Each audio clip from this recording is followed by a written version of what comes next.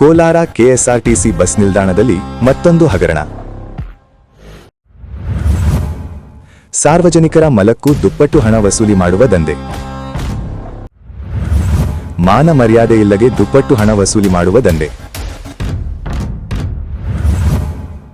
ಉಚಿತ ಶೌಚಾಲಯದಲ್ಲಿ ಹಣ ಬೇಡಿಕೆ ಇಟ್ಟಿರುವವರು ಯಾರು?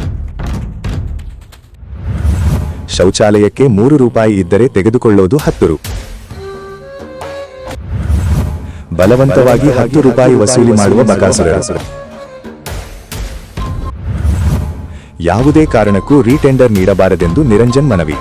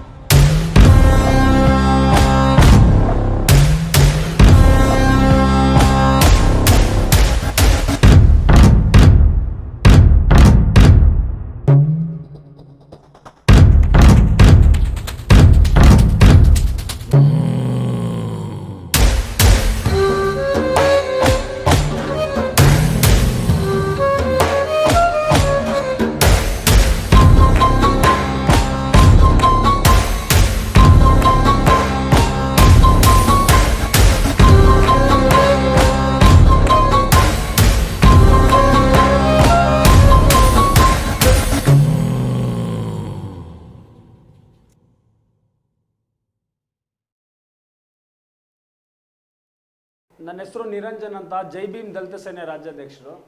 ಏನಿವತ್ತು ಹಿಂದೂ ನ್ಯೂಸ್ 6 ಈ KSRT ಬಸ್ ಸ್ಟ್ಯಾಂಡಲ್ಲಿ ಸುಮಾರಷ್ಟು ಹಗರಣಗಳನ್ನ ಬಯಲ್ಗೆಳೆದಿದ್ದಾರೆ ಹಿಂದೂ ನ್ಯೂಸ್ 6 ಅವರು. ಆ ಒಂದು ದೃಷ್ಟಿಯಲ್ಲಿ ನಾವು ಇವತ್ತೊಂದು ವಿಚಾರ ನಮ್ಮ ಗಮನಕ್ಕೆ ಬಂದಾಗ ನಾವು KSRTC DC ಆದಂಥ ಶ್ರೀನಾಥ್ ಅವರಿಗೆ ಒಂದು ಮನವಿ ಕೊಡ್ತೀರಿ. ದಿನಾಂಕ 2/3/2026 ಒಂದು ಮನವಿ ಕೊಡ್ತೀರಿ. ಏನಂತ ಅಂದರೆ, ಅಲ್ಲಿ ಶೌಚಾಲಯದಲ್ಲಿ ಅಧಿಕ ದುಪ್ಪಟ್ಟು ಹಣ ಪಡೆದು ಸಾರ್ವಜನಿಕರು ಸುಮಾರು ಒಂದು 5 ರಿಂದ 6 ಸಾವಿರ ಜನ ದಿನ ಸಾವಿರಾರು ಜನ ಬರ್ತಾರೆ. ಒಂದು 20,000 ಜನ ಮೇಲ್ಪಟ್ಟು ನಮ್ಮ ಕೋಲಾರ ಜಿಲ್ಲೆಯಲ್ಲಿರುವಂಥ KSRTC ಬಸ್ ಸ್ಟ್ಯಾಂಡಿಗೆ ಬರ್ತಾರೆ. ಅಲ್ಲಿ ಶೌಚಾಲಯಗಳನ್ನ ಬಳಸ್ತಾರೆ. ಸರ್ಕಾರ ನಿಗದಿಪಡಿಸಿರುವಂಥ ಹಣಕ್ಕಿಂತ ದುಪ್ಪಟ್ಟಾಗಿ ಸರ್ಕಾರ ನಿಗದಿಪಡಿಸಿರೋದು 3 ರೂಪಾಯಿ ಆದರೆ ಇವರು 10 ರೂಪಾಯಿ, ಅದು ಏನು ಫೋನ್ಪೇ ಕ್ಯಾಶು ಮುಖಾಂತರ ಪಡ್ಕೊತಾರೆ. ಅದೇನು ತಟ್ಟಿ 10 ರೂಪಾಯಿ ಕೊಡು, ರಿಸರ್ಚ್ಗೆ ಹೋಗ್ಬೇಕು ಅಂದರೆ ಶೌಚಾಲಯ ಬಳಸ್ಬೇಕಾದ್ರೆ 10 ರೂಪಾಯಿ ಕೊಡು 10 ರೂಪಾಯಿ ಕೊಡು ಅಂತ ದೌರ್ಜನ್ಯದಿಂದ ಪಡೆಯೋ ರೀತಿ ತಗೊತಾರೆ. ಅದು ಲಿಖಿತ ರೂಪದಲ್ಲಿ ದಿನಾಂಕ 2/3/2026 ಶ್ರೀನಾಥ್ ಅವ್ರಿಗೆ ನಾವು DC ಆದಂಥ ಶ್ರೀನಾಥ್ ಅವ್ರಿಗೆ ಮನವಿ ಕೊಡ್ತೀರಿ. ಮನವಿ ಕೊಟ್ಟಾಗ ಅವ್ರೇನು ಹೇಳ್ತಾರೆ, ಆಯಿತು ಆದಷ್ಟು ಬೇಗ ನಾನು ಇವ್ರ ಮೇಲೆ ಕ್ರಮ ಕೈಗೊಳ್ತೀರಿ ಅಂತೇಳಿ. ನಾವು ಕೊಡೋವಾಗ ಏನು ಹೇಳ್ತೀರಿ, ನಮಗೆ ಹಿಂಬರ ಕೊಡಿ, ವಾರದಲ್ಲಿ ಹಿಂಬರ ಕೊಡಿ ಅಂತ ಹೇಳ್ತೀರಿ. ನಾವು ಕ್ರಮ ಕೈಗೊಳ್ತೀರಿ ಅನ್ನೋದು ಕಾರಣಕ್ಕೆ ನಾವು 10 ದಿನ ಆದರೂ ಸುಮ್ಮನೆ ಇರ್ತೀರಿ. ಅದಾದಮೇಲೆ ಇವ್ರು ಏನಂತಾರೆ, ಅವರು ಅದೇ ಗುತ್ತಿಗೆದಾರರು ಮತ್ತೆ ಶ್ರೀ ಲಕ್ಷ್ಮೀ ವೆಂಕಟೇಶ್ವರ ಲಿಮಿಟೆಡ್ ಅವರು ಅದೇ ಗುತ್ತಿಗೆದಾರರು ಮತ್ತೆ ಅಲ್ಲೇ ಇದ್ದಾರೆ, ಅವರೇ ಮುಂದುವರಿಸ್ತಾ ಇದ್ದಾರೆ. ಯಾವ ರೀತಿ ಇದು ಅಂತ ನನಗೆ ಅರ್ಥ ಆಗಿಲ್ಲ. ಇವ್ರು ಮಾಡ್ತಿರೋದು 100% ತಪ್ಪು. ಯಾಕಂದರೆ ಇವರು ಗುತ್ತಿಗೆದಾರ ಆಲ್ರೆಡಿ ಲಕ್ಷ್ಮೀ ಎಂಟರ್ಪ್ರೈಸಸ್ ಅವ್ರಿಗೆ ಗುತ್ತಿಗೆ ಪಡೆದಿದ್ದಾರೆ. ಅವರು ಸಬ್ ಕಾಂಟ್ರಾಕ್ಟರ್ ಬೇರೆಯವ್ರಿಗೆ ಕೊಟ್ಟಿದ್ದಾರೆ. ಅವರು ಬೇರೆ ರಾಜ್ಯದವರು, ಯಾರು ಹೊರ ರಾಜ್ಯದವ್ರು ಬಂದಿಲ್ಲಿ ನಮ್ಮ ರಾಜ್ಯದಲ್ಲಿ ನಮ್ಮ ಸಾರ್ವಜನಿಕರ ದುಡ್ಡನ್ನು ಲೂಟಿ ಹೊಡಿತಾ ಇದ್ದಾರೆ. ಎಂಥ ಕರ್ಮ ನೋಡಿ. ಅವನಿಗೆ ಕನ್ನಡ ಬರಲ್ಲ. 10 ರೂಪಾಯಿ ಇದೆ ಅವನಿಗೆ ಒಂದು ಪದ ಕನ್ನಡ ಬರಲ್ಲ. ಅವನು ಮತ್ತೆ ಜನ ಸಾರ್ವಜನಿಕರು ಮಾತಾಡ್ಕೊತಾರೆ, ಶೌಚಾಲಯದ 10 ರೂಪಾಯಿ 5 ರೂಪಾಯಿ ಬಗ್ಗೆ ಮಾತಾಡ್ತಾರಲ್ಲ ಅಂತ ಕೆಲವರು. 10 ರೂಪಾಯಿ 5 ರೂಪಾಯಿ ಇಡೀ ದೇಶನ ಆಳ್ತಾ ಇರೋದು. 1 ರೂಪಾಯಿ ಪ್ರತಿಯೊಬ್ಬರು ಹಾಕಿದ್ರೆ 140 ಕೋಟಿ ಚಿಲ್ಲರೆ ಆಗುತ್ತೆ ಒಂದು ದಿನ. ಒಬ್ಬೊಬ್ಬರು 1 ರೂಪಾಯಿ ಹಾಕಿದ್ರೆ ಒಂದು ಹಳ್ಳಿನ ಸುಧಾರಣೆ ಮಾಡ್ಬೋದು ಪ್ರತಿದಿನ 1 ರೂಪಾಯಿ ಹಾಕಿದ್ರೆ. ಇದನ್ನು ಯಾರನ್ನ ಕೆಲವರು ಹೇಳಿಕೆಗಳು ಕೊಟ್ಕೊತಾರೆ ಒಂಥರ, ಏನಿದು 3 ರೂಪಾಯಿದು 10 ರೂಪಾಯಿ ಮಾತಾಡ್ತಾರಂತ. 3 ರೂಪಾಯಿ 1 ರೂಪಾಯಿ ಜಾಸ್ತಿ ಇಂಪಾರ್ಟೆಂಟು ದೇಶಕ್ಕೆ. ಅರ್ಥ ಆಯ್ತಾ? ಕೆಲವರು ಮಾತಾಡೋರಿಗೆ ಮಾತ್ರ ಇದು ಹೇಳ್ತಾ ಇರೋದು.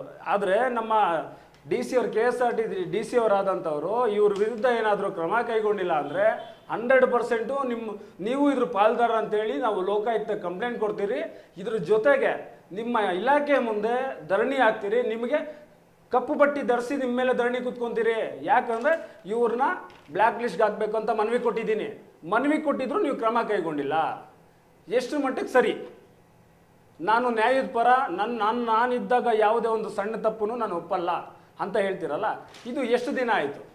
ವಾರದಲ್ಲಿ ಹಿಂಬರ ಕೊಡ್ತೀನಿ ಅಂತ ಹೇಳಿದ್ರೆ ಎಲ್ಲಿ ಕೊಟ್ರಿ? ಯಾವ ಕ್ರಮ ಕೈಗೊಂಡಿದ್ದೀರಾ? ಯಾವ ಕ್ರಮನೂ ಕೈಗೊಂಡಿಲ್ಲ. ಆದ ಕಾರಣ ನೀವು ಆದಷ್ಟು ಬೇಗ ಇದನ್ನ ಕ್ರಮ ಕೈಗೊಂಡಿಲ್ಲ ಅಂದರೆ ನಿಮ್ಮ ಇಲಾಖೆ ಮುಂದೆ ಧರಣಿ ಮಾಡ್ತೀರಿ. ಲೋಕಾಯುಕ್ತಗೆ ನೀವು ಪಾಲ್ದಾರ ಅಂತೇಳಿ ನಾವು ಲೋಕಾಯುಕ್ತ ಕಂಪ್ಲೇಂಟ್ ಕೊಡ್ತೀವಿ.